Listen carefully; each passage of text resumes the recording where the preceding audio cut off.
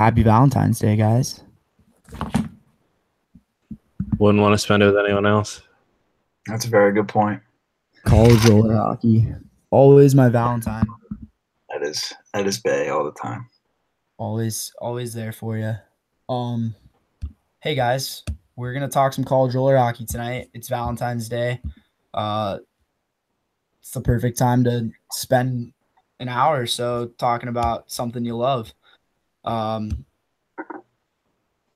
There's a lot to go over here, in D1 especially, with the interregional that happened a couple of weeks ago now, and just kind of catching people up here on the semester.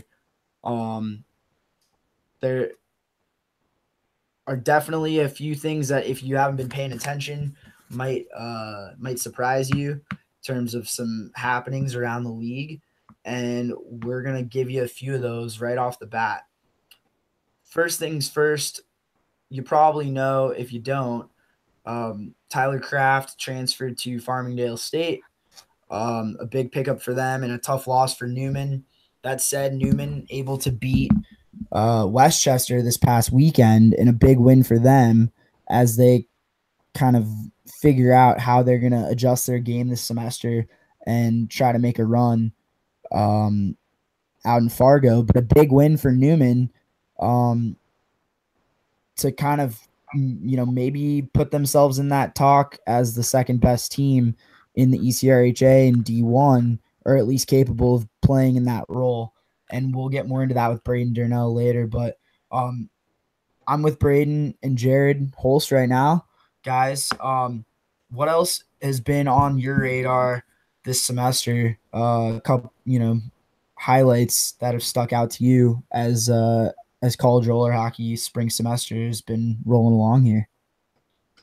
I mean, I think as far as D1's concerned, man, I mean, anyone that listens to the No Blue Line show, no shameless plug or anything like that, but you guys know I've been down on Newman because of that Kraft transfer. And Kevin, you brought it up. They beat Newman beat Westchester this past weekend. And I've been down on Newman because of that transfer. I was like, man, I don't really know. Because obviously Newman's good. I mean, Tyler Kraft wasn't their only good player. They've got great players like Strophe and DeSalvo, stuff like that. But Andy Zubak. Yeah, and Adam's no joke in goal either. But it's not like I thought they were going to go and lose to Rhode Island or anything like that. But I didn't know if they were in that top 2 to 3 category anymore. And that Westchester game pretty much proved it. I mean, the fact of the matter is that Westchester, and we'll get to talk about the interregional, but my main watching of Westchester so far this spring was at the interregional. And I mean, they run through Derek Hoffman offensively, and they rely on John Whitman to win them big games against really good teams. And I feel like I wasn't at Sewell this past weekend, but I feel like a 2-1 scoreline, knowing Newman and knowing how Strophe coaches them and knowing how good they are, like, I feel like if my general thought without seeing the game is that Whitman probably kept that score at 2-1 and made it so that it wasn't more. And that impressed me with Newman because, like I said, I've been kind of down on them in the spring since knowing that Kraft left. Yeah, I think that was a big win for those guys. And to your point, I mean, shots were 17-14 in favor of Newman, but you got to think in terms of quality scoring chances. Yeah, I'm where you are on that because take Kraft out of it. These Newman guys have been around and they've played even the D3 guys that have kind of filled in this year. I mean, think of where that D3 team was last year and in the last, couple of years. So it's not like those guys haven't played good roller hockey previously, and they definitely know what they're doing out there. So it's not surprising that they're still sticking around and competing for that number 2 spot, clawing back just like kind of like things were last year. Although safe to say they were the number one for a decent amount. I think that it's gonna be very interesting to see how the East ends up playing out. But we'll get more into that. I later. agree. And one more thing on Newman, like one thing that I haven't really talked to many people about, but one thing that I kind of think about, and especially watching them play at Hot Shots for the Interregional, is that, last year Farmingdale was pretty much the same talk of this year. Everyone thought they were legitimate shot of winning the East. Their only competition was Newman. And Newman, we know the history of Newman the past 5 years.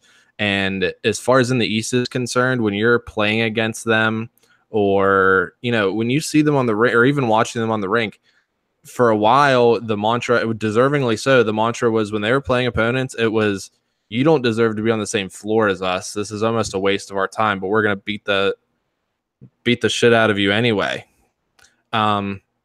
This year, I think, like, watching them play, I think the losses that they've taken, not just to Farmingdale, but to Slippery Rock, and then at the Interregional to Grand Valley, Michigan State, and Lindenwood, I think, not that I think the loss of Kraft helps that, and I don't think Kraft has that mentality. He's too good of a player to have that mentality. But I also think that kind of a little bit of a reality check might be something that they needed. And I think this end of the fall and beginning of the spring might have been that, to kind of give them the push to say, all right, let's get our ducks in a row and let's figure this out. Yeah, now they're gonna get a chance to show what they can do. More ECRHA talk with Brayden, Durnell, always, whether it's the No Blue Line show or on Twitter at Coast to Coast _ Durnell. Yep, C2C _ Durnell. Yep. All right, we got that right. Lucky guess. The underscore is always questionable. You never know. D1, other news. Let's jump into where things played out at this interregional, because I know it was a couple of weeks ago, but I think it's really important to highlight something that, for all the talk that Farmingdale gets, partially just because your podcast is mostly covering the East, Brayden, obviously, but yep. And that's to be expected. That's the region that you know and you cover the most. And I think that it's really important to let everybody know that didn't know, Lindenwood University, with a big win over Farmingdale out in Pittsburgh and Mount Pleasant a couple of weeks ago. This Lindenwood team has gone to Huntington Beach and gone 3-0 there, including a very handedly victory over UC Santa Barbara 10-1, who is not a team that you shouldn't sleep on. Needless to say, they were a Final Four team last year. Now, I know it's not the same team, but I firmly believe Kevin Mooney is one of the top couple of players in the country. No, definitely. He's definitely shown that at the big NCRHA events and the summer events, playing with Conix and Pro the last couple of years, and he's dominant out there. And when he has the room and the speed, he's gonna wheel you. But when you're playing a team like Lindenwood, who has some of the best defensemen and just top forwards defensively that can shut guys down. But I mean, in terms of some of the guys that stick out off the bat, just looking at their roster, you've got Adam Swims, Jalen Krogman, obviously, who's arguably the best defenseman, top 3 defensemen in the NCRHA, top 5, and Steve Farina. Steve Farina is real solid, and Cody Page. I mean, Cody Page is a guy that's played Team USA on the first team, so it's not like this Lindenwood team doesn't have the depth defensively to shut you down. Obviously, they have some scoring power. We know that, but a lot of these guys are returners for UC Santa Barbara, and they have some other guys that can play. Jack Matthews is real solid player, and there's some good depth down the way, and just a lot of guys that play, good, smart West Coast roller hockey. But that was a big win, I think, for Lindenwood to come out and just be that dominant. Now, Arizona State gave Lindenwood the best game that weekend. This was back in November. It was 4-2. And it was a game that was 1-0 Lindenwood at the end of the first. It was 2-1 at the end of the second, 1-1 most of the way. And then with a minute left, Lindenwood scored on a power play goal, a minute left in the second. And then in the third, they got a quick one to go up 3-1. ASU answered a couple minutes later, and then with 2 minutes left, they got the fourth goal, 4-2. Like, this ASU team can really play. And yeah, I did play for them back in the day, but bias aside, for real, I mean, this is probably one of the best ASU teams we've seen in the West in a couple of years. And it's showing when you look at their results down the board. Now, I'll finish with Lindenwood and just saying this. That weekend in Pittsburgh, they came out and were dominant against the other teams that they played from the East, including their Farmingdale win. But they come out and beat Westchester 10-1. They beat UMass 11-1. They beat Newman 6-0, and they beat Slippery Rock 7-2. I mean, I don't know what more you could ask for in terms of a team showing up, being ready to play, and making a statement. Now, I'm a little bummed we didn't see a Lindenwood Michigan State game. That's something that I think everybody should want to have circled on the calendars for nationals when if the pools come out and they get to play each other, or hopefully later in the tournament. But this Michigan State team, another team, they lost to Farmingdale 5-4 in overtime at that weekend. They beat Newman by a goal. They beat UMass 5-1. They beat Westchester 3-2. Their only loss this season, that Farmingdale OT loss, and that's saying something about Michigan State, obviously, as well. But I just want to kind of emphasize, I think the West is going to make some noise this year. I think Cal Poly is a team that nobody should sleep on. I think UC Santa Barbara is obviously still a very, very good team. And then ASU, I think, could really make a run this year. They've got good goaltending with Aaron Giddings in net. They've got a ton of scoring. Ryan Codden is arguably he is definitely a top 5 defenseman in the league, and easily the best defenseman in the West. And he's dominant. And Jamie Haveman, another unreal defenseman that's kind of a little more underrated, only 12 points in 14 games, but Codden's the guy to watch for ASU alongside Wes Fry, who's put up 24 and 14, a little more low scoring compared to some of the other conferences where you've got guys scoring 10 goals in a game. Some of the ridiculous stats you see in the East and the Midwest, just it's matchups. I get it. But one thing I wanted to touch on, going back to Lindenwood Farmingdale. Lindenwood, if you look at the shots, Farmingdale has a slight edge, 22-19. And one thing, Kevin, you didn't mention, and obviously there's so much to compliment about Lindenwood, it's easy to overlook. But Jake Robinson in net, I mean, I was at the interregional, I watched Farmingdale Lindenwood, and Jake Robinson in net made some of the most ridiculous saves to keep them in the lead throughout the first, keep the game tied in the second, and then give them the opportunity to win in the third. I mean, something to think about. Obviously, Lindenwood plays so good tactically and schematically that Robinson doesn't face a lot of shots. I think he's only faced 99 shots all season. I had it pulled up. Yeah, he's faced 99 shots all season, and he's only given up 8 goals in this semester.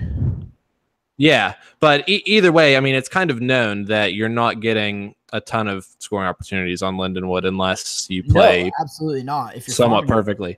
But. And I mean, and he makes 21 of those saves that he's made, of those 92 saves he's made, were in the Farmingdale game, and some of them were just absolutely mind-blowing to me. Like, obviously, like, I'm not taking anything away from Lindenwood's quality or trying to gas up Farmingdale just because I'm from the East, but I mean, he had a great Robinson, game, and he's a great game.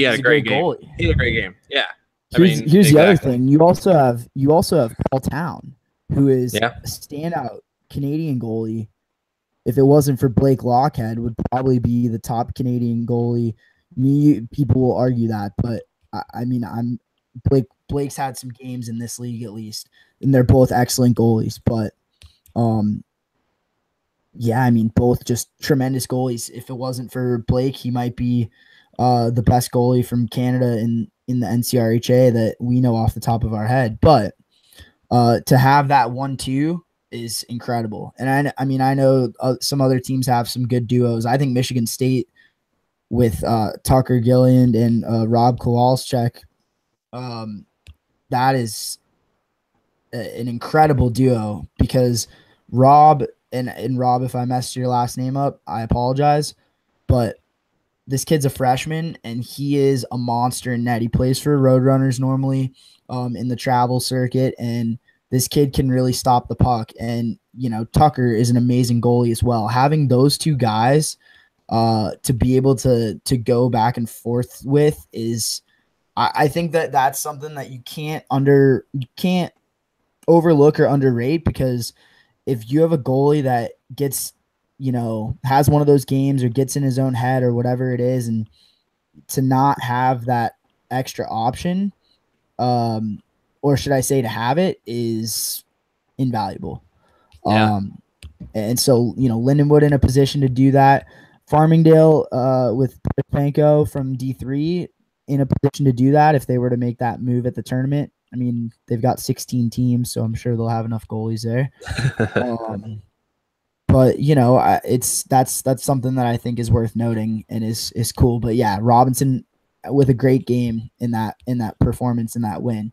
And you know that in a game like that, these chances that both teams are getting are good chances. Like, they're waiting till they get a good chance and then they're going. So I'm sure that was one of the best games to watch. And that event had a ton of games actually that were in OT and 1-goal games.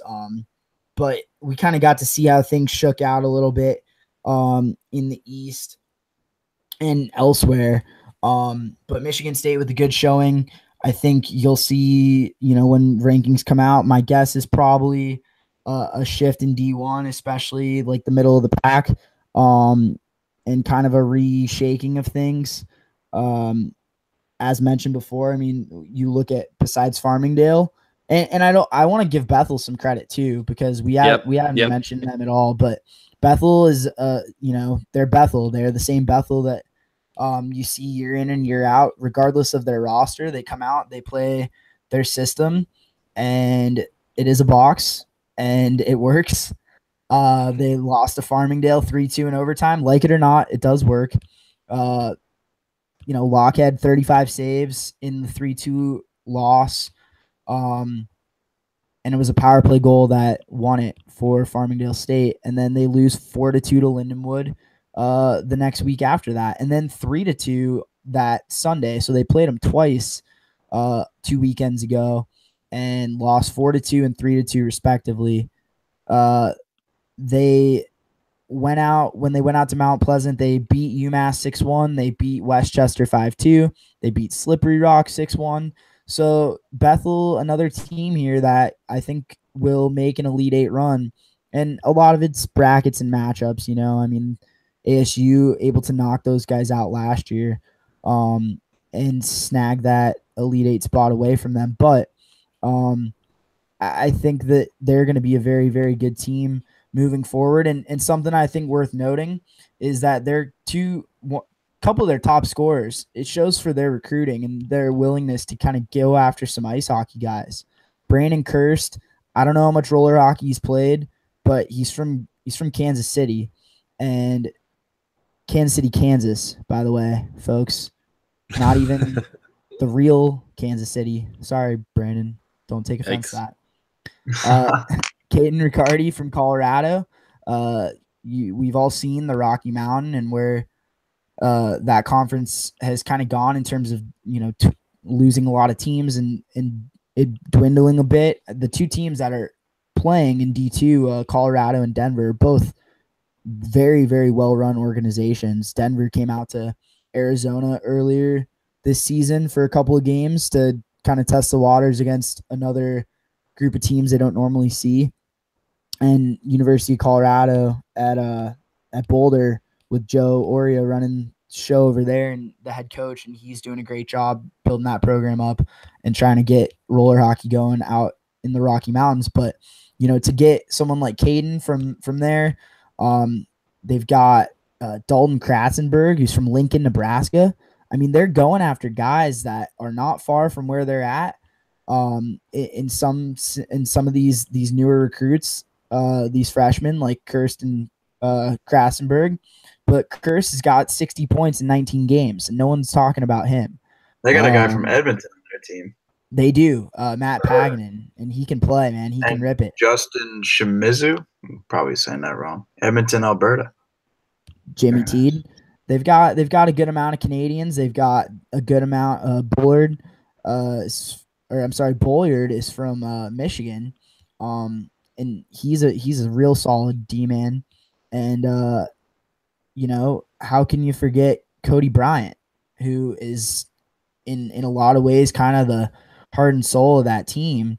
In his last year, 17 points in 18 games. He's just consistent, and he's going to help pace those guys alongside Bolyard. But having these freshmen that can really play has been big for them. And then obviously you've got the Loch Ness Monster in net, and he's going to be able to keep them in games against the best teams. And so I think Bethel is maybe a surprise pick for some that, don't see them too often, but anybody that saw them in Pittsburgh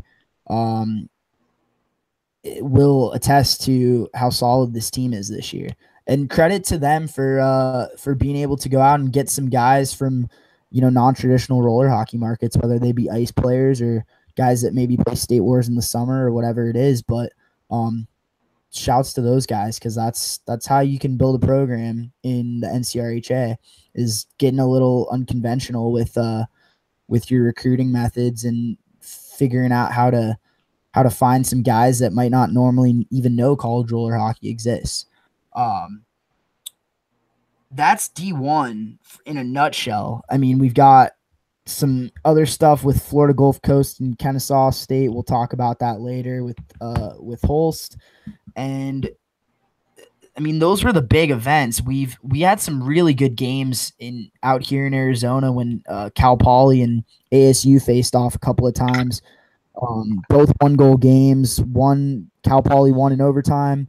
ASU won by a goal in the last minute from REA Richter, and that was an unreal game.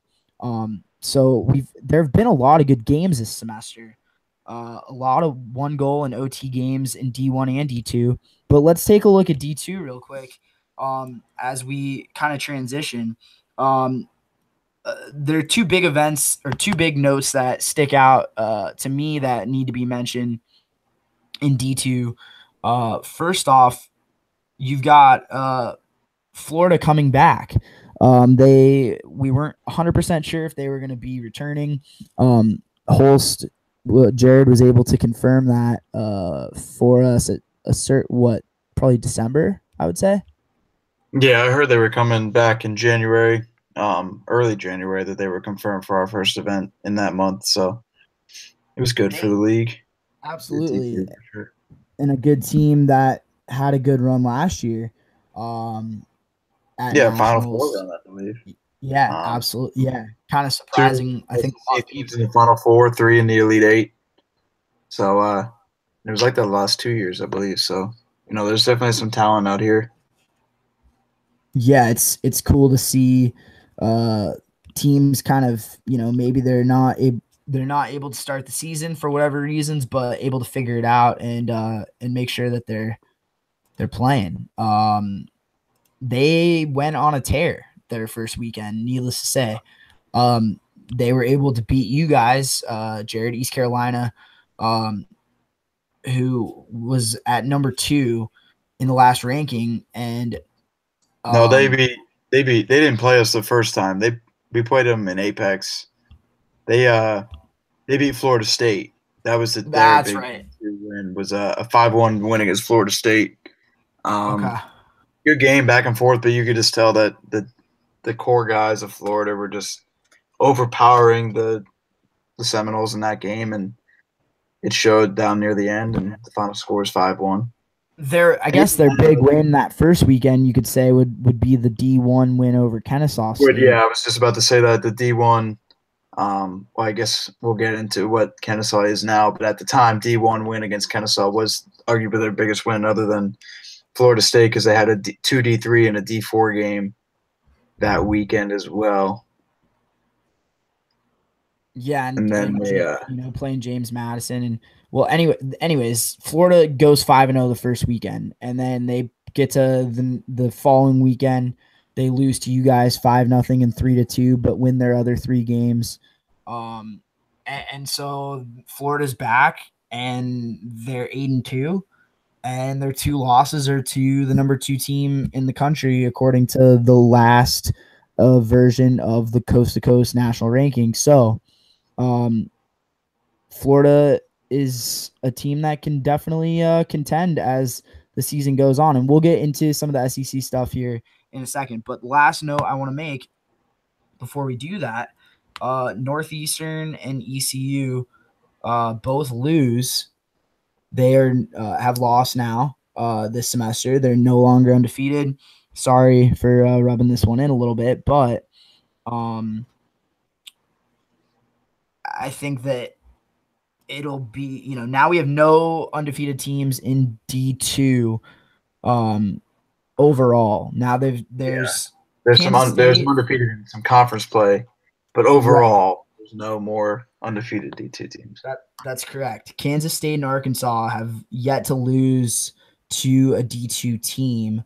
Arkansas lost to Texas Tech once, and Kansas State has lost a game as well, and not to a D2 team. So they're the 2 technically undefeated against D2, but really no one has lost. And given the way that those conferences are, that's just in terms of the D2 teams in the Great Plains, and just how good Kansas State is, and then obviously Arkansas and only having a couple of teams down in the SCHL this season. That's kind of how things play out. But I think that just says a lot about D2 this year, and D2 is going to be wild. So let's get into it. Into the South, Jared, I'm going to kind of let you roll with your kind of synopsis of where things are at in the Southeast. You can, on and off the floor, and fill us in. Give us a little bit of an update. Yeah, so I guess the biggest news from last weekend in Apex, which we were hosting the home event, Kennesaw State drops down from D1 to D2. We're trying to do at the beginning of the semester and did file for that, but were denied. And so they were playing as a D1 team all year, but they didn't have any D1 games due to Gulf Coast not playing in SEC up until this upcoming weekend. And Kennesaw's a good team. They might lack some of the depth that a lot of these top tier D1 teams have, but in terms of the Southeast, they were a good team. You look at the rounding out the rankings in D2 for the Southeast, it's number 2 ECU, number 20 Florida State, and unranked Florida. I think Florida is easily a top 15 team. When they're hot, they're hot. Their goalie really leads their whole team. They run 9 skaters, even playing time throughout. You could tell they got a couple of really solid core guys. In terms of what I think for the future of this D2 in the South is probably going to carry maybe 3 teams to nationals, depending on how regionals go. But I thought they were going to carry 3 last year, and they took 3. Thought they were going to take 4. They only took 3. So Florida State was kind of left off the board there. I guess some key games this upcoming weekend, there's games in Tallahassee, which are big games for Florida and Florida State as they play against each other, I believe 2 times. No, sorry, they only play against each other once. But Florida gets Kennesaw, Florida State, Gulf Coast D1, which should be a good game, and then 2 D3 games. So this will be a big test leading into regional play. And ECU's done for the semester. They played their 20 games, 15 in league, and then the 5 up in PA in November. So they're done for now. And I guess they're just going to do the old wait and see approach and see how they see it out come regional time. We had Oswego come down, or you guys rather had Oswego come down and play some games. You guys have played up east. Brayden, tell us a little bit about this Oswego team and from what you know. And Jared, what did you see when those guys came down? And you guys have now been up to the east, so I'll kind of throw it to Brayden first, just about some of the teams maybe that you guys have played this season and his kind of view on them. And you know what? Let's scratch that. Jared, go ahead and you tell us what you saw. You've only seen them once, and then we'll let the expert weigh in. The expert, the No Blue Line like show expert. If you have your own show about your conference, I think it's fair to call you the expert. If I'm wrong, you can tell me. But I mean, anyone in relation to any league in the NCRHA can start their own show. And I'll be the first to say that I'd love for someone else to start another show because I'd like some competition because I want mine to get better. Hey, and I think the only way it gets better is with competition. My only competition is my other podcast with you. So that's true. And let's be real. I mean, you're always going to be in second. Wow. All right. You're also always going to be in first because you're on both podcasts. So that's true. That's true. But Jared, dude, let me know. What do you think of Oswego last weekend? So, I got to see them play a little bit. They had a game against Virginia Tech, and they look strong. Now, not that Virginia Tech is the greatest team in the world. Sorry to any Hokie fans that are probably not listening to this right now, but they look strong in that game, and they came out against us and got out to an early 2-goal lead, and they took a 2-1 lead going into the second period, and then in the intermission, our coach John Maynard really just tried to get everybody on board, and we had to stick to the system because we kind of got out of it, and we were hitting this run and gun thing where we were going down on 1-on-3s, and it was just not working out for us. And our captain Quentin Stallings rallied everybody before, and we ended up coming back and scoring 5 straight against them and getting it done. Now they, you could tell they're passionate. They're traveling down all this way to only play 2 games. They weren't coming down to just lose and get some exposure. They were coming down to win. And that was the biggest thing for me noticing is just like, this isn't what, when we played up north, we played against some teams that just totally let up a little bit through the game. Team. They just wouldn't. I mean, it was at one point it's 4-2 and they were pushing hard. They're still forechecking hard. Scrappy team. And I think that kind of is like the mantra of the ECRHA. Which and I think Oswego. Sorry. No, you're good. I think Oswego. I mean, I played against Oswego.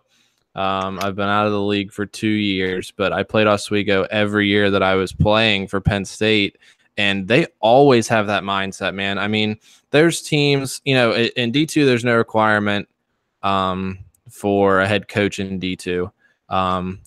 There's definitely a positive to having a head coach. Oswego, I still don't think they do, but I know every year that we played them, they didn't. They're completely, they're the staple of a student-run club sport. And they've got the 2 sets of brothers, the Tafalis brothers and the DeMarco brothers. And big thing in the spring, they got their goaltender from last year, Mikey Boyd, back. And that kind of turned the leaf for them. I mean, in the fall, I mean, they did well in the fall. I think, their losses in the fall came to RIT, RIT twice, and Northeastern and Endicott and Yeshiva, which are arguably 4 of the top 5 teams in the East. And, Oswego stayed right there with them in most of the games except for one to RIT. Where there was a 7-1 loss. And in the spring, they came back, beat Yeshiva in the spring in Isca. They beat Syracuse, and they beat Hofstra. Granted, those Syracuse and Hofstra teams are, still good teams, but they're not cream of the crop. When we went up north. Yeah, and actually last year too, when they were in D1, they drove down to South Carolina to play against us, and that was our only D1 win last year. Was against them. And even then, none of those games are easy. Not saying that we have easy games anywhere, but these teams from up north are scrappy. They probably are primarily ice players throughout their whole lives, but now are picking up the game of roller because they saw a bunch of buddies doing it, and these guys are really solid players. And I think the part that we got out of it, probably more than anything, is just if we were just limited to SEC play, it wouldn't get us ready for postseason play nearly as much as us going up north and playing these interregional games. Yep, I 100% agree with that. One thing to note, just kind of rolling and not just to stay strictly on the Oswego talk, but regional picture for the East right now.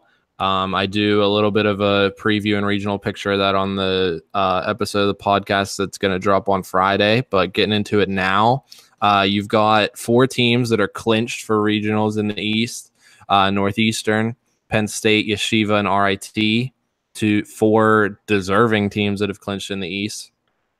Stony Brook only needs 1 more win to clinch. I think they'll get that handedly with their 4 games that they have this coming weekend. And you've got 3 teams battling for 1 spot, for that last spot, in Oswego, Endicott, and Hofstra.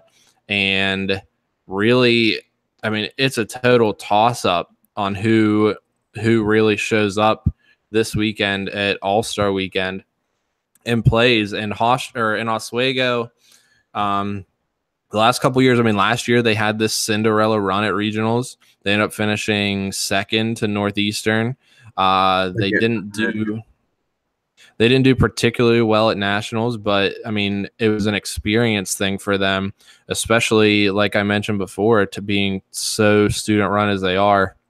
Endicott has Corey Eisenband, who I think is probably one of the top 5 players in D2, and Hofstra is no joke either. They've kind of cooled off in the spring. They've lost 4 straight, but there's some really exciting games going. It's not just, we've had years in the past where it's just been kind of seed juggling going into the last weekend, but 3 teams battling for 1 spot is, and they're within a game of each other, is pretty ridiculous to come down to it. And I tried to give a little bit of a prediction on the podcast that's going to drop on Friday, but I can say now that I can't cement down and say, oh yeah, for sure Endicott's getting that spot, who is in the spot right now.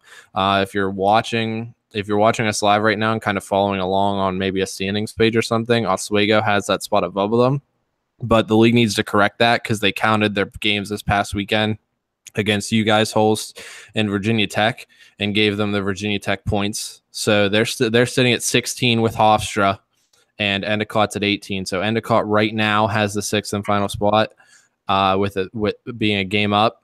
But I don't know, man. It's going to be really exciting. And looking at it, Oswego plays. I have it here somewhere. This weekend, Oswego has 4 games against Boston, who's below them in the standings, which could make them even the playing field with Endicott. They play Northeastern, who Northeastern's number 1 in the standings, obviously, but they recently got their first loss. Or not their first loss, because they did lose. They did lose to Stony Brook in overtime earlier, yeah. And but they've shown that, excuse me, that they're not bulletproof. And then they play Hofstra, which obviously is an important game because Hofstra's in that mix, and they play Stony Brook.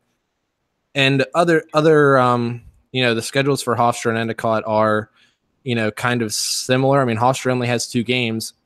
Excuse me again. They play RIT and Oswego which RIT, man, I kind of question marked them throughout the fall as I saw them as a team that had a lot of offense. They played like a really good D4 team, which is what they were last year in the fall, but they've proven they earn their spot and they earn their stripes, and they're not a joke. The one thing that kind of, for me, gives Endicott the edge in the East for the regional picture is their schedule. They play St. Joe's twice and Drexel. So St. Joe's. Go ahead. The top 6 in the NCRHA go to regionals or 7? Yep. Okay. Top 6. Because I was just wondering, because Hofstra dropped down from D1, so they would not be eligible for national play. Oh yeah, yeah, they're not. Correct? They're not eligible for nationals, but could still get the bid. Yeah, they'll still go to regionals like Northeastern, because Northeastern won regionals last year. Yeah. So I mean, it doesn't affect your regional play. But the thing that I give the kind of nod to Endicott is their schedule. They kind of, for a situation like this, kind of got. I mean, obviously you don't know how St. Joe's and Drexel is going to be before the year, but they kind of got schedule blessed for the end. But they still have to take care of business, which they've played 3 competitive games last weekend in Massachusetts against Northeastern, RIT, and Penn State. Lost all 3. And so, I mean, you don't really know, and that's the big thing too, is it's all about who shows up, and it's going to be really exciting to see how that goes. So, yeah, for sure. I'm definitely looking forward to seeing how the NCRHA works out. But like I was saying before, that whole exposure for us, those games are going to make us better in the long run. And I thoroughly enjoyed playing in the NCRHA. I like the way it's ran. I like the guys up there. So it's definitely good for all parties involved to get out there and do an interregional or try to get some out-of-conference games. Oh, and I think that shows in the interregional that we had this year in D1. It's obviously we had D1 and D3 at Hot Shots, and it's impossible to incorporate D2 to incorporate all 3 divisions, because they played I think they played Friday night. I'm not sure without looking at it, but even so, even without playing Friday, they were packed morning to night with 2 divisions for interregional play. So I mean, that interregional play, I mean, we talked about earlier, interregional play really helps not only us as kind of analysts and coast to coast members and stuff outside looking in, but it helps you as a team too. Because I mean, granted, you're playing competitive games in your region, but it does kind of get repetitive, especially when you're, for instance, you guys, I mean, you're playing Virginia Tech, Florida, like however many times throughout the year. It's matchups, man. It's matchups. Like, you got to see different teams. You have to see different playing styles throughout the season, Which is exactly what we got when we went up north, and when Oswego came down here, we saw something totally different than what we're used to playing against these Eastern teams, a lot of which do the run and gun style of play. So I think it's good for us. I don't really want to say too much about us because it wouldn't make me look a little too biased, but we're looking forward to it. Everything in the future now. D2 is going to be interesting. Here's my question, guys. Who's going to be – it's going to be a team in the East. Who's going to be this year's Florida State? Florida State last year, Jared, I know you alluded to it a second ago. I'm currently eating some amazing pasta, by the way, guys. Some what? Rub it in some amazing pasta. I'm going to rub it in here. I said something totally different. That's probably because I'm eating amazing pasta. I could understand how that might get misconstrued, but honestly, who's going to be this year's Florida State? Like, they missed the play. They missed the conference championship tournament in the SEC. Or I'm sorry, they played in that. They didn't get a nationals bid. It was a poor performance in regional play for them last year. Despite the fact that they gave us a run for our money the Saturday before the championship day. But I felt like they were kind of snubbed. So if you're asking, in my opinion, who's a team that's going to get snubbed from the East? Absolutely. I thought they should have gotten a bid, and I know it's one of those things where, you're given one conference a lot of bids proportional to the teams they have, but I felt like there were already 3 bids for our league last year. Right. I feel like you guys should have gotten 4, as tough as it is, just because, quite frankly, Florida State showed throughout the season that they were right there with those other teams. And I feel like there are probably one or two teams at some point that, I think Florida State should have gotten the nod over. This year's a little different, though, I think. Yeah, it's been absolutely. Tough. They had Snellville at the beginning of the semester. Their best player, Anthony Lorette, pulls his groin in the first shift for the whole weekend. And they had another guy Friday night tear his ACL. That's awful. Even before the games even started. And then their top goalie breaks his leg. Dude, how many bad bounces can these guys get? And they're still in their games, right? They got 4 games this weekend. I think that these 4 games, without a run at regionals, is a make or break. Because if they show up to these 4 games, they play K-State, Kennesaw State, Gulf Coast D3, Florida, and then Gulf Coast D1.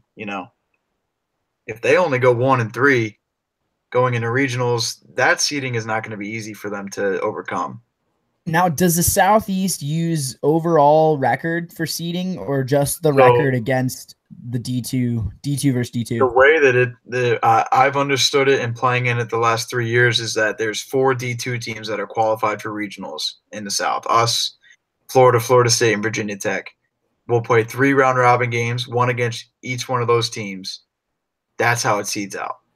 I'm pretty sure that's how it goes. So the regular season almost doesn't matter. Yeah, has no bearing on your... I guess you could put it that way. I think that's how it works, because if it wasn't seeded that way, if it was regular season based, despite the fact that we played 10 more games than Florida as of right now, it would be us, Florida, Florida State, and Virginia Tech in that order. But we still get 3 round robin games, and then maybe those round robin games don't really matter. There might just be like extra regular season games in the league's mind. In the end, seeding is seeding for us, so you just got to go out and play the same way, no matter what it is. Absolutely. I was just kind of curious. It's interesting to see the different playoff formats, as you jump from conference to conference. Brayden, I'll start with you, and then Jared, based on what you've seen from the East so far and your best guess. But Brayden, who's going to be this year's Florida State? Like, who's the team? There's going to be a team in the East that gets left out, whether it be just out of – I mean, here's the other question, and I'll let you answer that first, but something to keep in mind, like, are we going to have a team that doesn't qualify for their conference tournament and still get a bid? Because I think so. Yeah. Miami of Ohio can't go.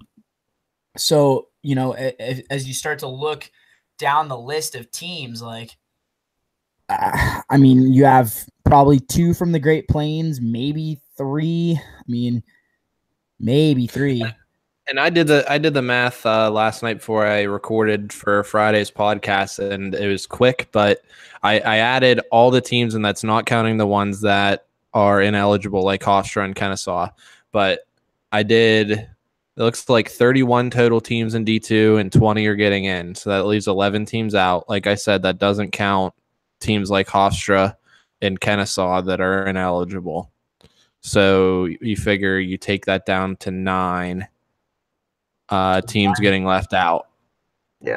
And I think to answer one of your questions, I don't remember the order because for whatever reason, but yeah, I think in the East, the Florida State question in the East, I don't think there is a team in the East that some people that get snubbed per se.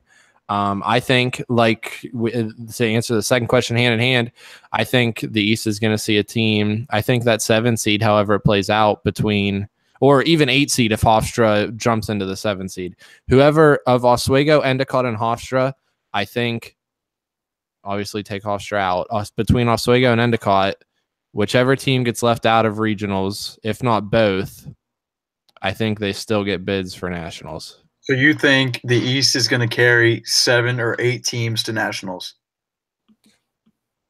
I think it's yeah. I mean, I think that 7 team might. They're basically the thing. That's the thing. It's impossible for it to be 8 because Hofstra not being there and the other with Hofstra not being there, and Syracuse I don't see them getting a bid.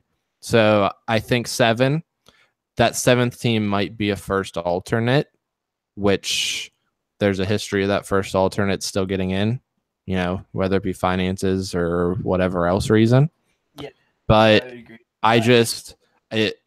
That really is truly bias aside, but I think just by looking at it and seeing how competitive the East has been within itself shows. I'm not saying that they're the best conference in the entire country, but we have Northeastern right now in our number 1 ranking, and with you guys losing as well, I don't really see that changing in the next ranking as North. I mean, you guys might flip-flop them. We don't know that yet. But either way, you figure the top team in the East is ranked 1 or 2 in the country right now. And dude, we haven't even touched on the West. I mean, yeah, and we haven't touched on the West, but as far as they're all competitive, man. I don't see how you can leave any of the 6 or even that 1 team that gets left out in bids. I was just counting them out and pure on guessing. I was almost at 11 teams before I even reached the South. So you really just got to figure out who's going to go in the West, and maybe they don't take as many teams from the East as we think, or maybe they take less from anything like that. Here's what I'd like to really see. Up in the air. I don't want any. Obviously, there's nobody where I'm going. I hope those guys don't get a bid. Come on, obviously. But teams that I would like to see get a bid. I think it would be great. I think it would be great if the entire SCHL got to go to nationals, because you have 3 teams that clearly Arkansas is. I think Arkansas is still probably a top 5, definitely top 8. I mean, I think they're better than a top 8 team. They're a team that will play in that Elite 8 game, and they could end up making a Final Four run. I mean, Oliver Eklund is unreal in net, and these guys have pretty much the same team they had last year, minus Hunter Stafford, who is a big loss, no doubt. Was that the big defense? Sorry, what was that? Who was that on? Did he play defense last year? That guy? He did play defense last year. He's a goalie normally. He moved out of the net, and a top goalie at that, I will say. They had a close game with Tennessee last year, I'm pretty sure. All division, top goalie. Yeah, they did. Stafford put up in his seasons in net, two seasons he had a 3 under 4 goals against average, which in roller hockey is pretty damn good. Not his freshman year, but the other couple seasons. And then he ended up, he was playing defense for them, skating out, because his buddy from Sweden, Oliver Eklund, who was playing ice hockey there, and his roommate was over ice hockey. And so he decided to come play roller, and Staff moved out of the net so Eklund could play. And once the kid got the hang of it, needless to say, he was very, very solid for Arkansas. Now they have lost a couple of guys, but they have Ryan Heydrich, they have Hudden Kalick, they have Spencer Stuckerman, and they've got a couple of guys they've picked up. This Jean Kobo kid, maybe it's Gene Kobo. I'm going with Jean because it's a way better hockey sounding name. Let's be real. He's from Mexico City, Texas. Is that a place, guys? I just heard that too. I don't know. I feel like I'm getting trolled. Maybe it is. Hunter, I'm gonna need your help. I have a feeling that he is from Mexico City, and not from Texas. You can't assume anything. But he might not be able to tell you, to be honest.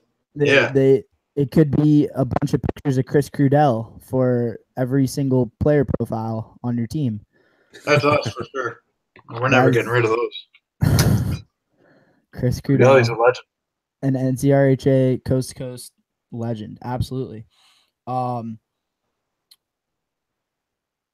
points in 11 games for Kobo. and Larson Polk, 25 points and 12.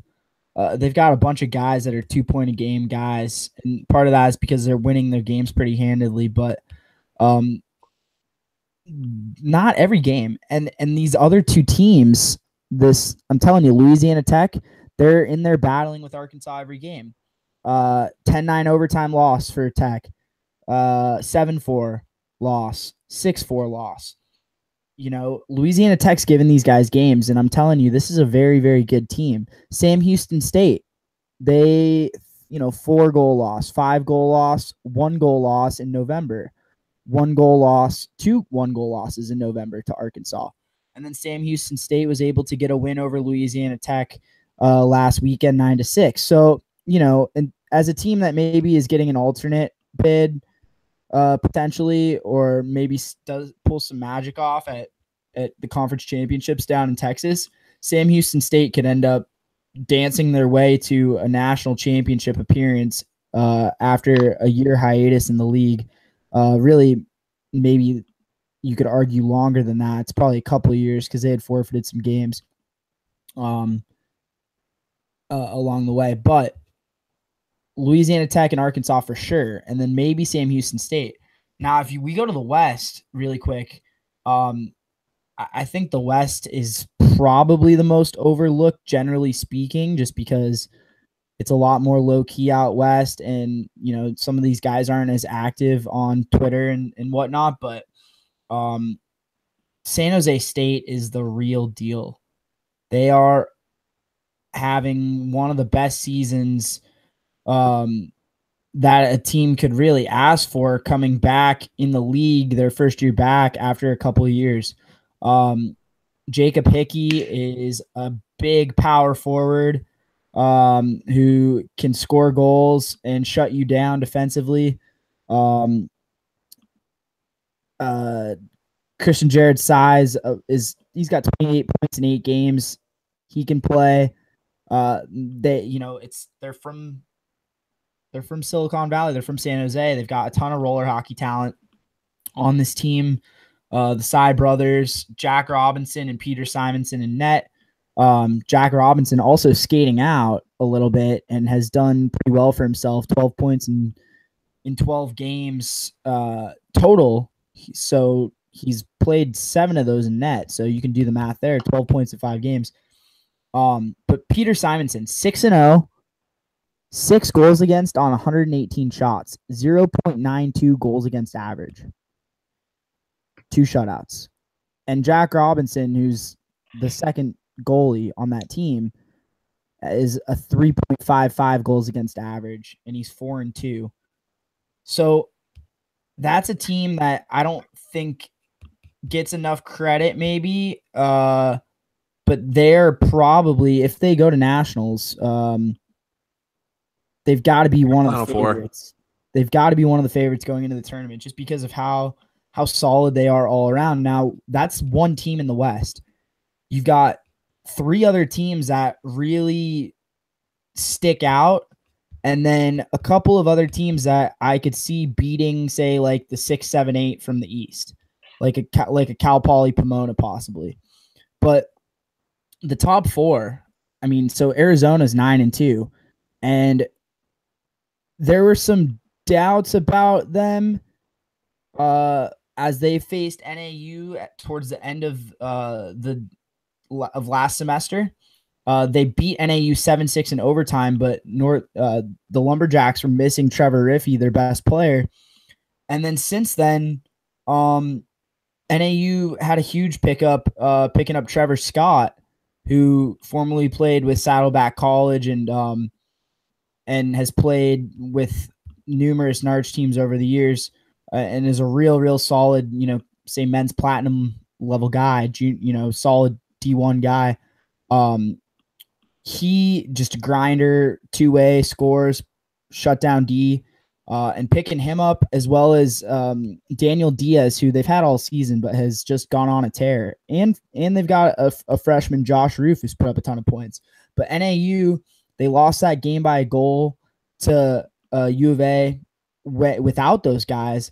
And then they come out and they play them in Queen Creek, and NAU ends up beating U of A 5-4. A back and forth game. It was Diaz who would end up getting what was eventually the game winner, but this was what ended up being the game winner. But this was a game where NAU went up 2-0 pretty quickly. By the end of the second, it was 5-1. And U of A finally decided, like, hey, let's not let this be the way this thing ends. We've got some pride to play for here. And they ended up scoring one pretty quickly, and it was 5-2 most of the way. U of A would get two late ones with less than 2 minutes left and cut it to 5-4 and made it a game. But NAU, arguably the second best team now in the West. Them and U of A kind of could go back and forth. And remember, U of A, had it not been their loss to Florida last year, was arguably a Final Four team. And I know you can't just say, well, that obviously that game happened. So, you that's the reality of it. But I mean, I truly think that had they matched up with someone else, they probably would have been in the Final Four. They won regionals the Conference West, the WCRHL Conference Championship last year. And so I think that NAU, with some nationals experience under their belt last year, a lot of newer roller guys last year that have made the adjustment, they should be an Elite Eight team. U of A is right there. And then Cal, if they have their full roster, they can play with anybody. But that's the problem. And if you look at their game results, most of their lopsided losses, they've been missing a player or two.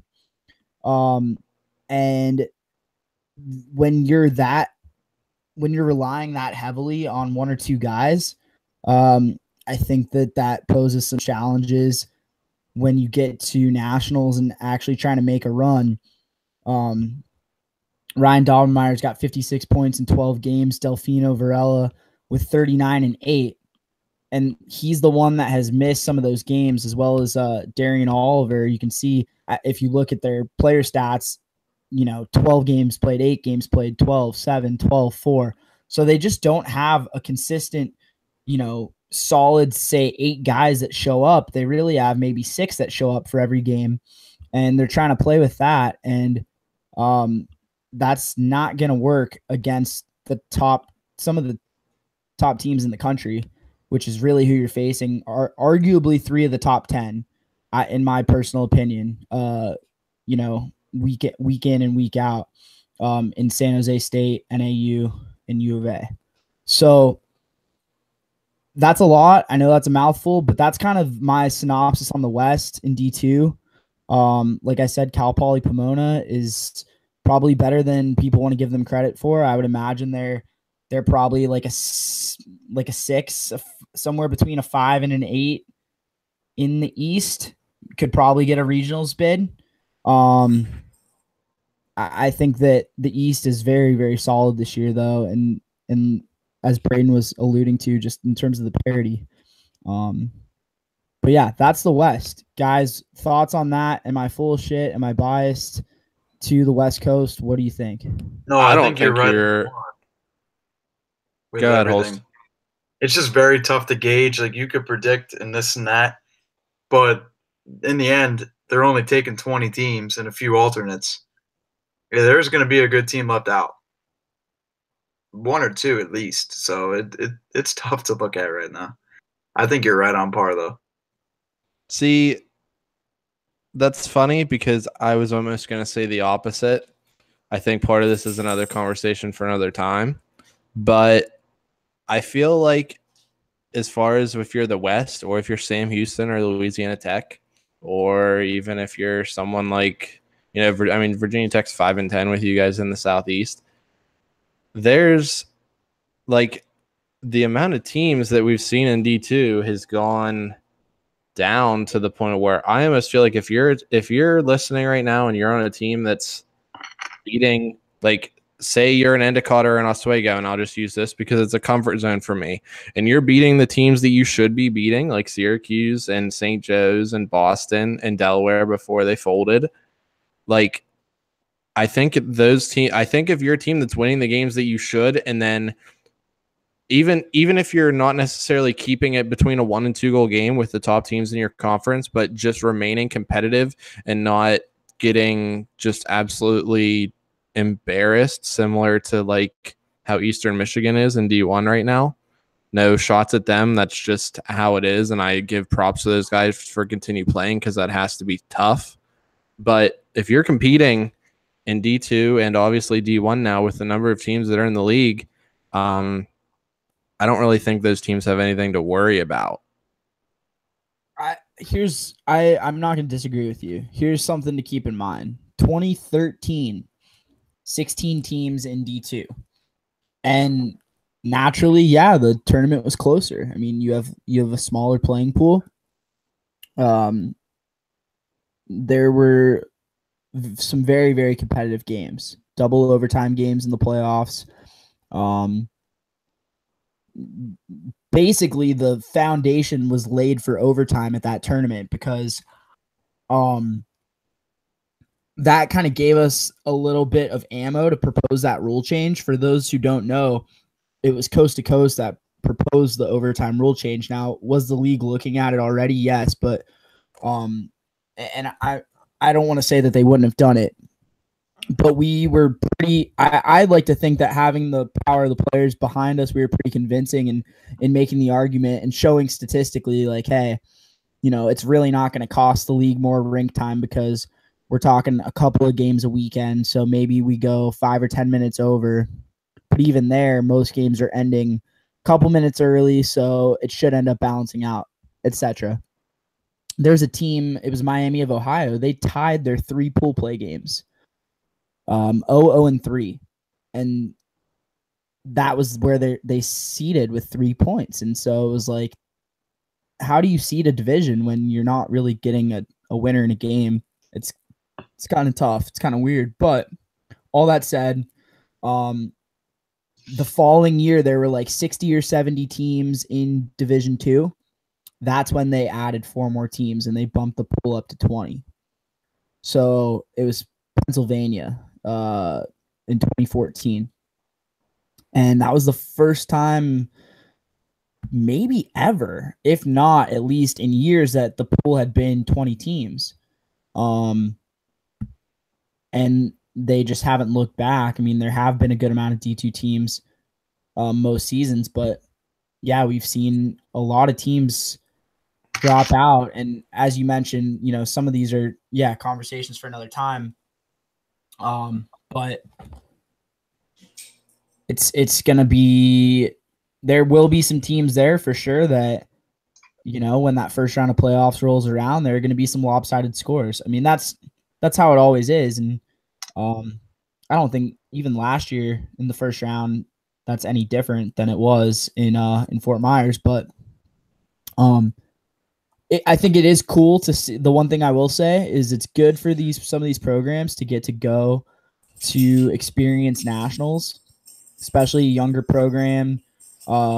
Maybe, only been around a couple of years, or you've got a lot of young guys and they're getting their first taste of nationals and of what college roller hockey is really all about, when you get to bring all these guys together from different places and the community that, we have and whatnot. And so I think that that's a big positive to it, but I agree that there's going to be some reform for sure in the next, couple of seasons. And hopefully we can get the team count up. I mean, it sounds crazy, but if every team in the league could get one more team to play, we would double the amount of teams in the league.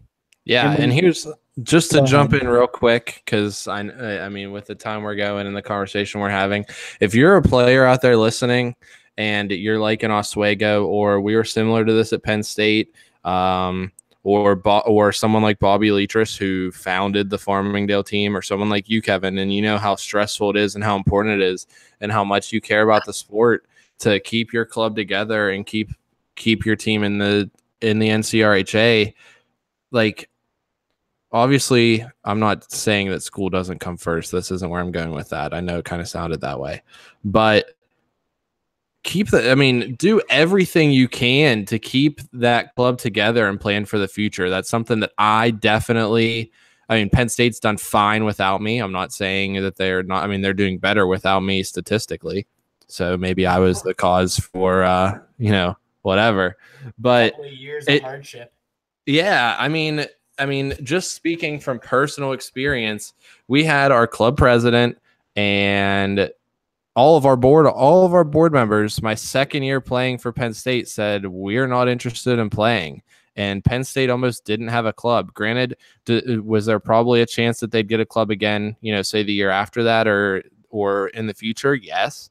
But you also can't necessarily say that, because then these freshmen and some of these guys that Penn State has, like Sean Miller, Glenn Wild, or their goalie, Dom Pascucci, they don't even hear of a club, or they don't know that there's one there. So if you're a member of, whether you're a president or even just a team member, and you care about the sport and you enjoy what you're doing, I'm not saying that the league's in danger. That's not what I'm saying at all. But as far as your club and your care of the sport, keep your club together. Do everything you can to plan for the future, as well as exceed expectations in the present, because that's the only way that our sport keeps going. Not just at the rate it is, because it can be better, but just growth in general. Yeah, no, absolutely. And I think it's important for guys to realize, like, there's only a couple teams where the school is involved in running the program more than the students. We're talking less than 5, like probably 2 or 3. So, all these clubs over the years have been student run, and whether or not you're running a team or not, there's something you can probably do. Like, if you're good with social media, run your team's social media page. If you know a lot of guys, say you're an in-state student, you're at NC State, and a bunch of guys, you grew up in Raleigh, and like you played for the junior Canes, or you played in the high school league, and a bunch of guys, like, that's a good way to be able to bring guys out. Like, get your ice hockey buddies to come out and play. And another, even if it's not for your club, like, I don't know. I feel like that's kind of where we need to go with this, and not saying this conversation specifically, but just in terms of ways to grow the league, is like, get some of these guys to get their, these ice kids who haven't played much roller but love it, to get their buddies from ice hockey growing up to start teams at the schools they're at, whether they be, schools that don't have an ACHA team, or maybe they do, and you get some of those guys playing, or maybe it's guys that just don't want to play ACHA, whether it's Greek life or school or whatever it is that,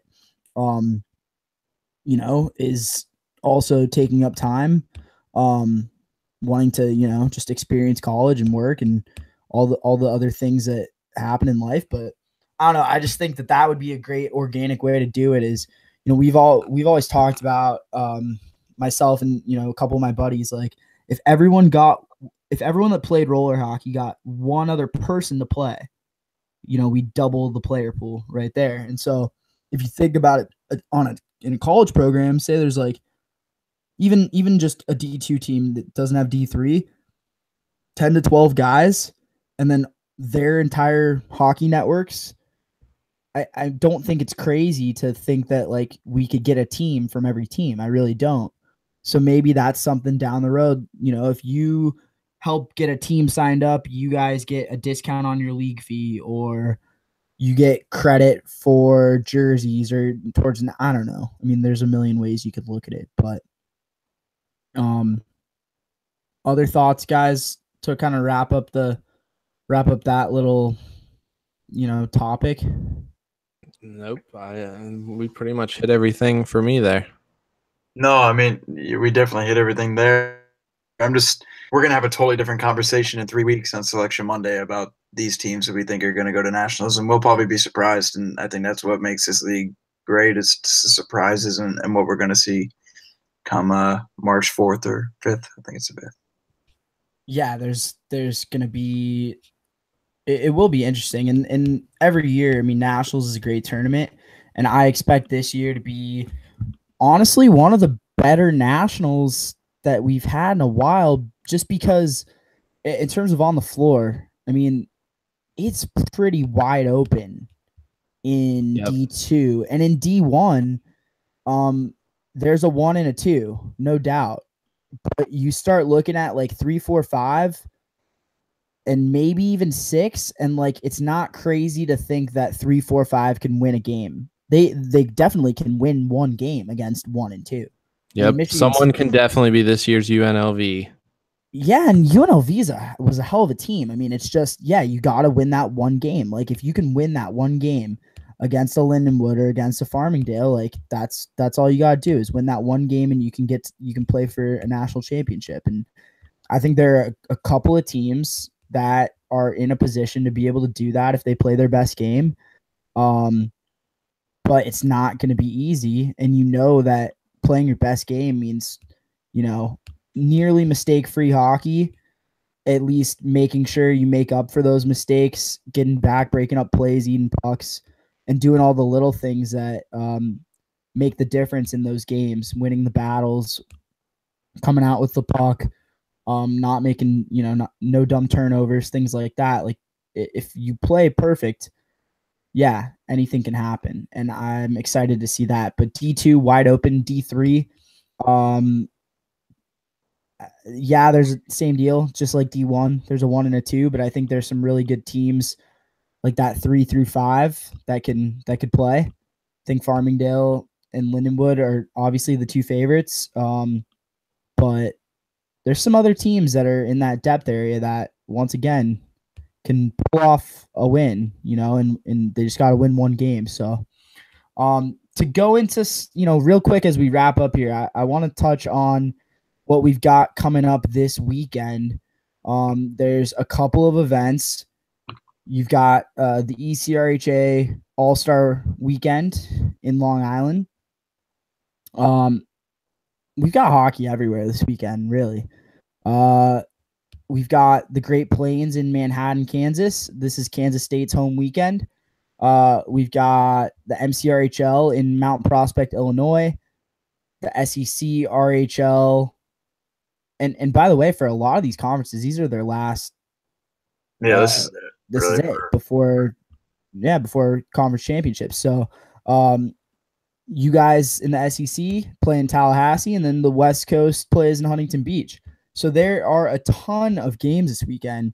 What do you have circled on your calendar, if anything, for this weekend in terms of games to watch or teams to watch? I know, Brayden, you have obviously the East Coast, those D2 teams, Endicott, Hofstra, and Oswego, and Syracuse in a Miracle. Who else are you watching as this final weekend for almost everybody comes to a I guess a start, but as the season comes to a halt? Yeah, I mean, one thing that really pops out to me, Friday night in Farmingdale's backyard, it's gate safe. They're playing Newman, and I know we touched on Newman earlier at depth. We haven't really talked about Farmingdale much other than their game with Lindenwood, but that's another good measuring stick game for Newman, because both of those teams have clinched. They're definitely going to regionals, which isn't a surprise. They've clinched also being in the top 3 at least. I don't have the standings back up, but I'm pretty sure they're both. I mean, obviously Farmingdale is, but I think Newman's clinched top 3 as well. It's a good measuring stick game, and it's Newman's opportunity. I mean, it's infamous in at least the East. I'm not sure how widespread that it got, how scrappy that regional game ended last year between Farmingdale and Newman with the benches clearing I guess. It's on YouTube. Yeah, and I think actually right now, at least for me, it's actually up next on my autoplay under our stream right now is that game, which is actually funny. But awesome. I mean, that's a good measuring stick game for them. You've got Stony Brook, who I've been quiet about most of the year. I mentioned in my podcast that dropped today, I believe. It might be in the one that drops Friday, about a conversation I had with their goaltender, Rory Buckley, and they beat Northeastern overtime in the fall. They've gotten a couple transfers. I don't have the conversation up to remember who those transfers were, but they solidified themselves again and added some more depth to an already deep team. So they're looking to gain some big momentum and solidify them in that upper echelon of D2 programs, and not kind of be, I mean, D2, like we've talked about, is so deep and so competitive. It's hard to really separate them as easy it is necessarily in D1. I'm interested to see how UMass plays. They've played really well this spring so far. Donald Broad is up for D1 Player of the Year as a semifinalist in the East. He's got some stiff competition, obviously, but I mean, they're deep. They've got good goaltending. They play Cortland Saturday morning, which those two are right next to each other in the standings. Slippery Rock. I don't know. I think I might have mentioned in my podcast on the No Blue Line show how high I was on them going into the interregional, and they've been somewhat of a disappointment so far in the spring. So it'll be interesting to see if they can turn it around. I'm kind of bouncing as I scroll through the schedule, but RIT looking to keep their momentum after that win last weekend against Northeastern. They're actually fighting for the top 2 seeds in the East for regionals, get a bye in the bracket because the East goes to automatic double elimination bracket. So they're fighting for that 2 seed. In D3, it's interesting to see. Really, I mean, D3, it's hard in the East because Farmingdale Green is such a step above everybody that it's hard to necessarily say competitive wise, but it's good for those teams other than them to see where they match up with each other going into regionals, like Slippery Rock and Temple playing Saturday night, and earlier on Saturday, Temple and Northeastern, 2 teams that are kind of hindering on the not having so great years, but they still get an opportunity to prove themselves.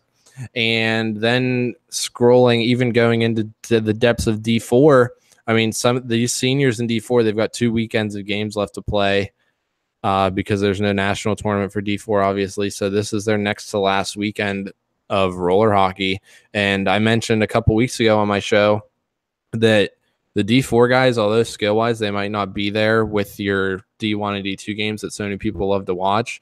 But, man, those guys are passionate about the game, and it's something that I enjoy watching. Whether the skill necessarily isn't there, you might not see the tape-to-tape passes that you see in Farmingdale where you don't see the puck leave sticks unless it gets, by some miracle. But still, I really, as someone that's so passionate about the game, watching D4 games is always exciting for me. Those guys just love to. I mean, to be willing to put a team together and show up at tournaments knowing you're not playing for national tournament. Maybe you're from a smaller school and you barely get enough guys, like scrounged together to be able to go out and play. I think you're right. It's pretty cool. And it's not it's not D1, and it's different. It's different style of hockey. The situations are different as to how these teams come to be, but it's awesome. It's just awesome to see the sport growing, and I truly think it is, and I think we're real close to seeing this thing take off again and seeing a bunch of new teams back in the NCRHA. And D4 is a great place to start. And so a couple of games that I have highlighted real quick from your weekend, if you will. North, and I know obviously we talked about RIT and Northeastern a little bit, kind of battling for these seeds, but I'd like to see this Oswego Northeastern game. They've given them a game. It was 5-2 when they played it back in November. Without Mike Boyd in net too. Right. And that's going to be a big game changer for them. This Oswego team, we talked about them a good amount before, but, only losing 6-2 to ECU. who's a very, very good team, but, being able to keep that score respectable. And they've done that against some of the top teams all season, 3-4 goal games against teams that are seeded in the top 5 nationally. Couple questionable losses, but just pretty much in every game. And then finally, as they as they got into their second semester, beating Hofstra, beating Yeshiva. And then it's weird that so they went down and they only played 2 games, guys. In the East and Southeast? Yeah, that's bizarre. Not exactly sure how that works, but I do know they pay per game. That's what we had to do when we went up there. That is a very good but to get exposure for our league worked out a deal with us. But I don't know if maybe that's all they needed. For some reason, I feel like I had a conversation with somebody on Oswego that they had actually planned on making the trip to play like Saturday down south, and then I think they might have even had scheduled games in Sewell, like tentatively, like to go down south and then go to Jersey. For some reason, that's sticking out to me. I can't say for sure that happened, but I don't know why I have that in my head. So it might be because that was a plan that kind of fell through. Maybe they realized that was so much travel or whatever. But because it was like a last minute thing they were at. Yeah, because Oswego's up there in New York, man. I would not, as a player traveling from Oswego to North Carolina, then back to South Jersey, then back to Oswego. No thanks. Yeah, it was a last minute thing going into like even the Monday or Tuesday before. We had no idea until they showed up on the schedule. Yeah, and going back to kind of the main point, Kev, on Northeastern Oswego, added to everything that you said and kind of touching back with what we said before, Oswego's playing for that last regional spot too. And for some reason, whatever it is, with the Tafalos brothers and the DeMarco brothers, Oswego's always a team that when the big games come, they bring their A game. So that's going to be a super interesting game for D2 Saturday morning. There are a lot of good games Saturday morning. I'm going to jump before we get into a couple of Saturday games. I just want to go over to Kansas State. And these guys have done an amazing job building this program all the way back to Jerry Remsbecker, who stepped down this year. And you have this team that has his legacy is going to be this rink on campus, full size, 200 by 100 fast sport court in the rec center, and they pack this place when they have home games. The game I have circled for this weekend is Denver and Kansas State. It's 11 a.m. on Saturday. Kansas State with the Schulte brothers leading the way. Jacob Schulte is taking over this year, 56-11. His brother Sam, 32-11. Avery Lambden, 31-7. That's their 3 top guys. They got another couple guys that have done very well.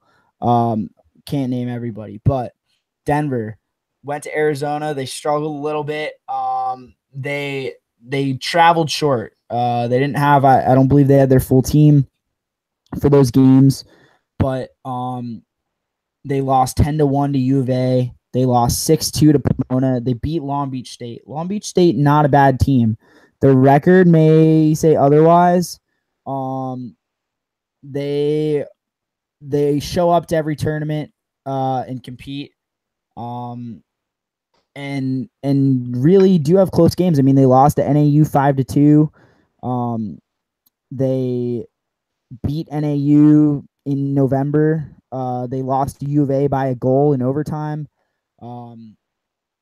They lost to San Jose State by a goal in overtime. Like they're not a bad team. They just are not as good as the teams they're playing. And it's like some of these NCRHA teams where you've got a bunch of a good group, a core group of guys that have all played roller hockey together, whether they play together or not. They've all played some type of roller hockey, either high school or competitively, and so they know what to expect, and they can hang around, and they're not a bad team. They're just not at the level of the other teams that they're playing, game in and game out.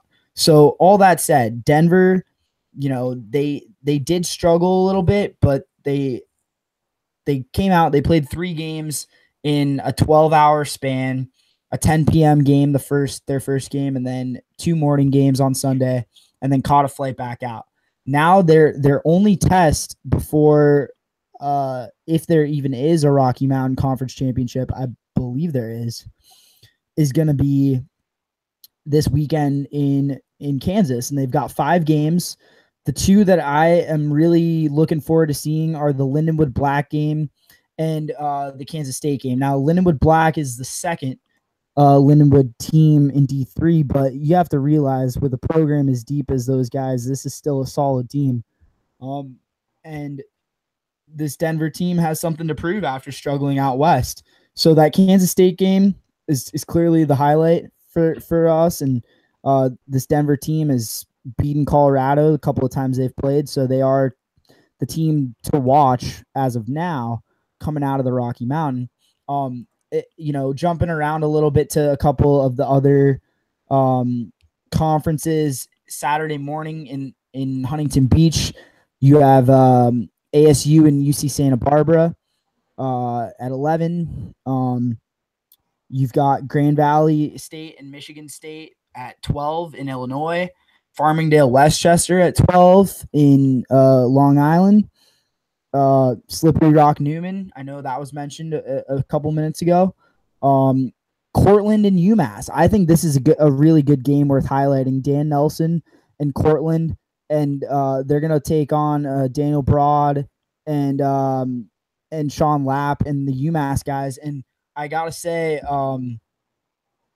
this is a game that should be a close one because they've been close when they've played all season. They're back and forth, these guys. And this is one of those games that could end up,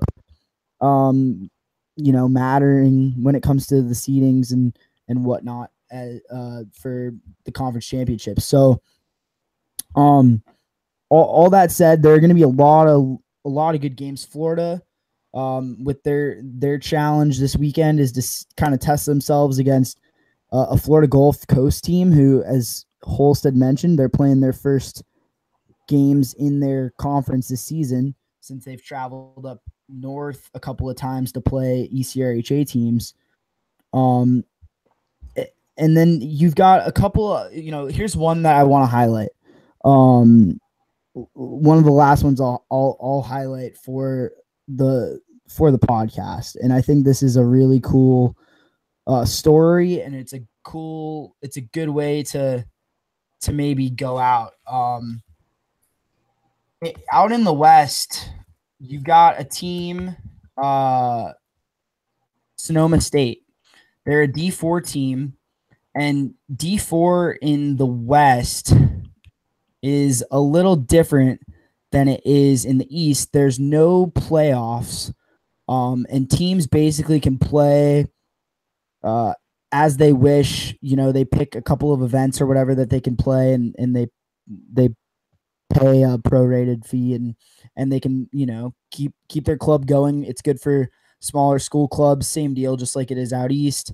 Maybe teams that otherwise couldn't get enough people to come out and play. They don't have the commitment level necessary, whatever it is. But this Sonoma State team has really dealt with some obstacles this season. If you had seen in the news maybe a couple of months ago, you had the fires out in Northern California that really did some damage to some of this area, and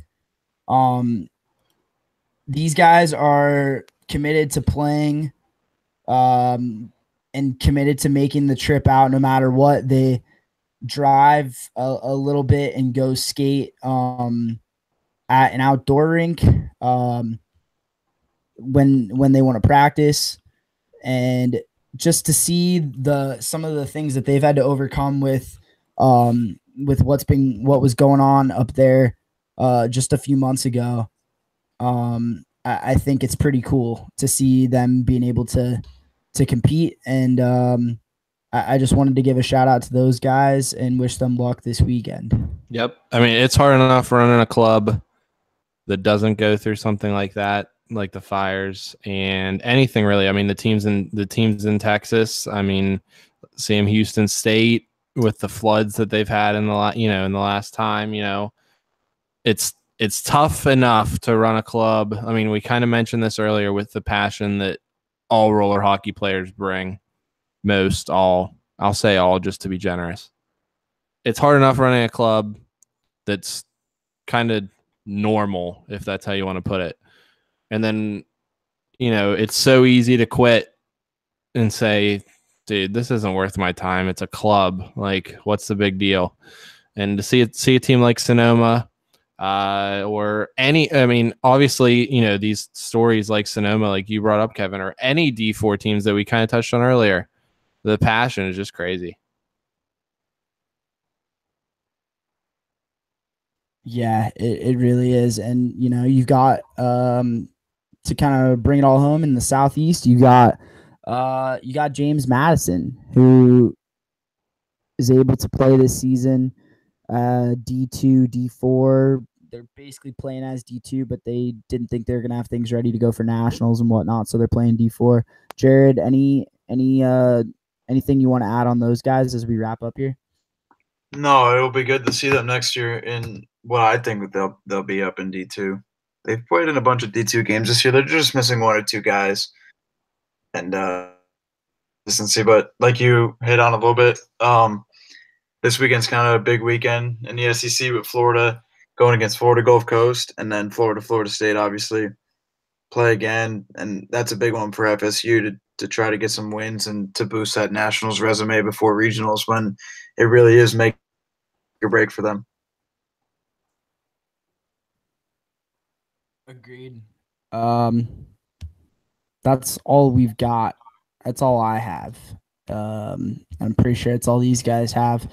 Yep. Friday, no Blue Line show, new episode coming out. Okay, so make sure you go check that out. Maybe some rankings. Yeah, we're gonna have some rankings coming out here in the next couple days, so stay tuned for that. We'll be putting those up, and a couple other things too. Keep an eye out for. There's going to be a good update in terms of content. A lot of articles to kind of recap you on the season, getting put up on our website here as the week continues, and hit us up with your ideas, man. I'm not just speaking for my show either, but for Coast to Coast too. Absolutely. Hit us up on Twitter, man. We're on there just as much as you guys are. Just because we're not in college anymore doesn't mean we don't use Twitter, man. It's 2018. So what you guys want to see as far as whether it's something, more so, I mean, granted, we typically kind of run with interviews or video stuff with nationals solely, but it's not like we don't want to do it throughout the year. It's just a matter of us getting feedback from you guys, the players and the coaches and the alumni even. I saw Evan Dressel commenting in our chat earlier, so shout out to Brockport, RIP. But ooh, sensitive topic. The Golden Eagles, is that their mascot? I don't know. They're known as Pizza Works now. Evan Dressel, Pizza Shop Extraordinaire. Ugly logo, whatever their logo was, though. I think it was more of a duck, but I think they called themselves Eagles. They should be the Golden Ducks. How come that's not an NHL team franchise? How about Seattle, the Seattle Ducks? Oh, wait, there's the Anaheim Ducks. But I'm thinking of like a rubber duck, Maybe Anaheim can do like a theme night. Maybe, you know what? Brockport doesn't need to come back to the NCRHA. They just need to go to the NHL. That's what it needs. And so they should probably take Seattle's spot. Yeah, I mean, they're close enough to Buffalo. The Sabres, they'll loan them. It used to be the Pepsi, or I don't even know what it is anymore in Buffalo. I'm 4 hours away. I don't care about Buffalo. It's really just Niagara Falls. But Brockport, Dressel, Pat Smith, anyone, Glasses, as Penn State used to call Jake, I think his name was. Anyway, Brockport, go to the NHL. Don't go to the. Pat Smith is an absolute legend, and if you ever played him against him, you absolutely hated him. And I was with him. If you played with him, you probably hated him a little bit more, but you loved him in the same way. It's a love-hate. Get rid of the Ducks and the Golden Knights. The Golden Ducks are coming for you. Evan, love to see you coaching in the league sometime in the near future. Same with Pat. Or even sponsoring a podcast or two. Ooh, free pizza. Pat is coaching PE somewhere, so I don't know why he's not coaching roller hockey. Pretty much the same thing. Let's get the alumni back involved. If you're listening to this, you're a little out of the roller hockey loop, get back in here. If you got an older brother or somebody you know that kind of maybe showed you college roller hockey, told you about college roller hockey, hit them up. Let's get them back. That's how we're gonna get this thing going again. So, that's all we got, guys. Thank you for listening to us ramble for this long, and keep an eye out for everything that we talked about. No Blue Line show is gonna be Friday, new episode. You can get Brayden at coast_Durnell. You can get Holst. Holst, what's your Twitter? Pretty sure it's just Holst Jared 7. No, it's Holstio 7. HOLSTY 07. HOLSTY 07. Feel free to follow the ECU Inline account. We don't really tweet a lot on it, but ECU Inline Hockey Club. Oh, hold on. Before we sign off, speaking of Holst trying to plug ECU's Twitter, I need to see some good back and forth from teams, because that's one of my favorite things to see on Twitter, and it's there a little bit, but nothing like it used to be. And we're talking about growing the sport. Get your Twitters active, man. I don't really just want to see GIFs of The Office all the time. I like to see you tell a team that you've never played or seen play that they suck, even though you have no idea who they're playing or what they're doing. Respectfully, right? Like, respectfully. Yes, 100%. I'm not saying be a total asshole, but I mean, right, and here's why I say that. I know, but I hate to be mom, but like for a moment, I mean, your schools are watching, and yes, 100%. Watching, you're representing the league and the sport and stuff, and so you want to make sure you're being smart about it, but have some fun. I mean, go look at the Kings Twitter feed, and they just troll on teams. And even you look at I'm college. a Coyotes fan, and I will admit it. I mean, look at the teams that we've known to kind of to respectfully trash talk in the past. Arkansas, Brockport, if they canceled their Brockport Twitter. Wasn't respectful. Yeah, they don't count. maybe they border the line for respectful because maybe Pat somehow got a hold of their Twitter password, but just have some fun, man. We're talking about growing the sport and keeping the community going. And Akron. Yep. I mean, nationals are coming up. You're going to see these guys in person soon, and you could play with them in the summer too with the Coast to Coast summer team. Another plug. Kevin, you planning on making the trip out to Fargo? I am planning on making. Yes, that's the plan. And coming back to Tampa for Too Hot this year? Yeah, that is also hopefully something that we'll definitely have coast to coast teams there, and maybe even a little bit of an opportunity for a chance to kind of build college roller hockey back up in Florida.